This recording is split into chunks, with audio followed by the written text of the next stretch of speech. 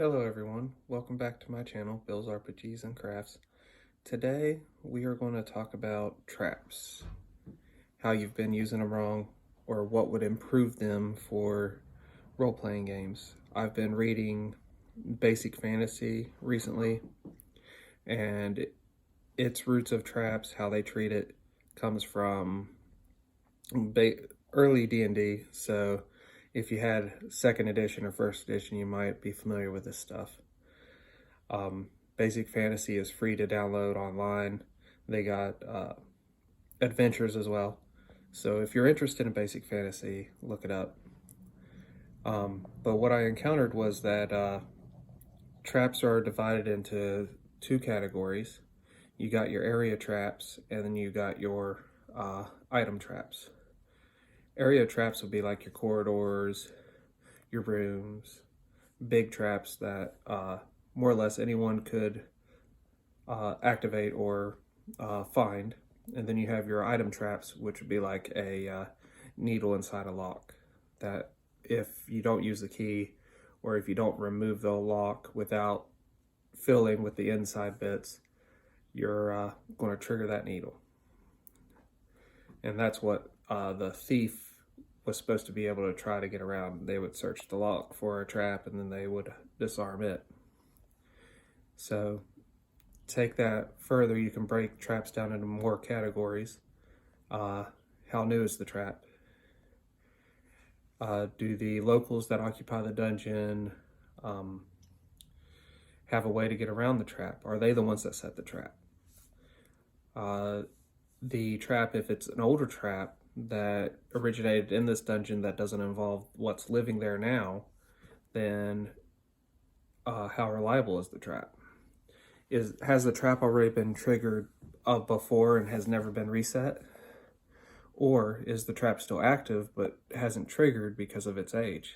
If that's so, everyone walking, say, through this corridor has a 2 on a d6, so a 1 in 3 chance to trigger the trap.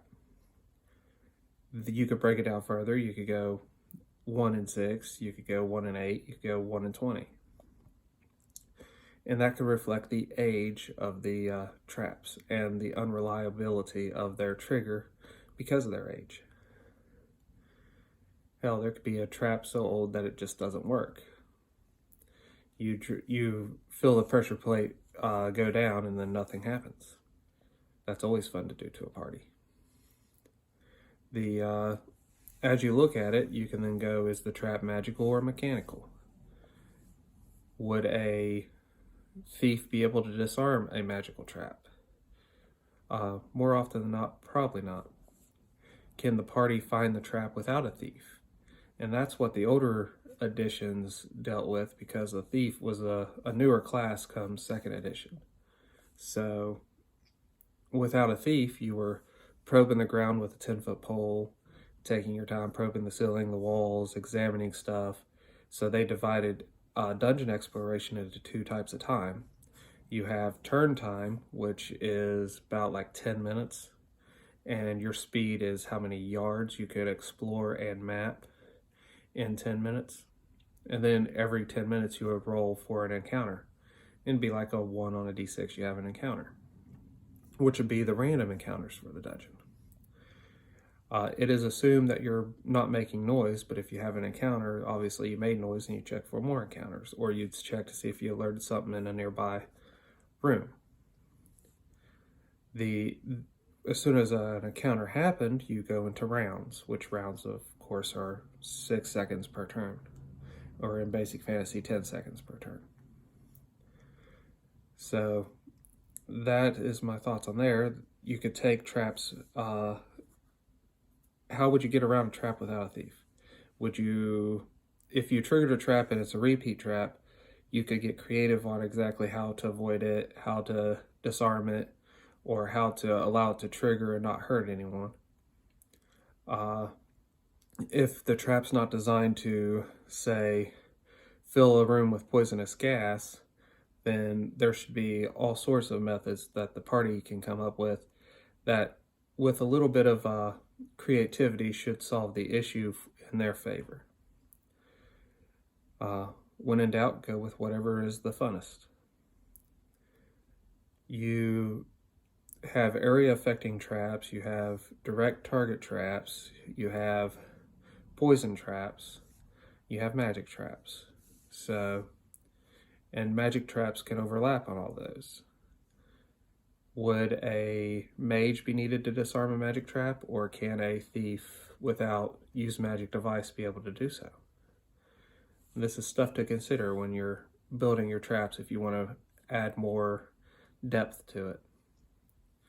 Is this the only trap? Did the locals take an existing trap and put something there to allow you to trigger it more likely? Say an obvious tripwire, so you all step over the tripwire and you stepped on the fragile ground of a pit trap, and somebody's now falling. There's also traps that were designed as chutes. So it's a pit trap, you fall, you might take like 2d4 damage falling, but you're on a giant slide down to a different location in the dungeon. You also have teleportation traps, etc. So when building these traps, start thinking about all the extras. I know I'm going to start using the 1 in 6 chance that a trap is triggered when walking over it on my older dungeons, especially if I know those traps have not been utilized by the creators of the dungeon in such a long time. If you all enjoyed this video, comment down below. If you have anything to add to this discussion, I'd appreciate it. Until we meet again.